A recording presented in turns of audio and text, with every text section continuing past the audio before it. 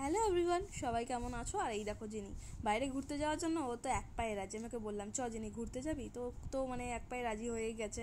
তো ওই জন্য ওকে নিয়ে গেলাম। আর তারপরে কি জানো তো, মানে ওর যখন প্রেগনেন্সি টাইম ছিল তখন থেকে ওকে আর বাইরে নিয়ে যাওয়া হয়নি। অনেকদিন ধরেই ভাবছিলাম যে ওকে নিয়ে যাবো আর নিয়ে যাওয়া হয়নি। তাই আজকে হুট করেই বেরিয়ে পড়লাম, যেহেতু আজকে পঞ্চমী। তো রাস্তাটা একটু ফাঁকা পাবো বলে বললাম চ দুটো ঠাকুর দেখে আসি। তারপরে এই ড্রেসটা ওকে পরানোতে বাপরে বাপ যা করছিল। আর এই দেখো আমরা তারপরে বেরিয়ে পড়লাম। আর রাস্তাটা মোটামুটি ফাঁকা ছিল, হালকা ভিড় ছিল। তাও ও কিন্তু চুপচাপই বসেছিল, কোনো নড়াচড়া করছিল না। আর আমরা কিন্তু বাইকে করেই যাই, আর ও বাইকে করে যেতেই বেশি ভালোবাসে। তো আমরা বেরিয়েছিলাম যখন ও বাইকের ওপরে মানে লাফিয়ে উঠেছিল। আর এই দেখো এখানে ঠাকুরও দেখছিলাম, অনেক ঠাকুর আমাদের দেখা হয়ে গেছে।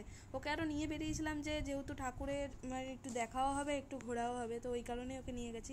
তারপর আমরা চলে গেছিলাম চন্দননগর স্ট্যান্ডে।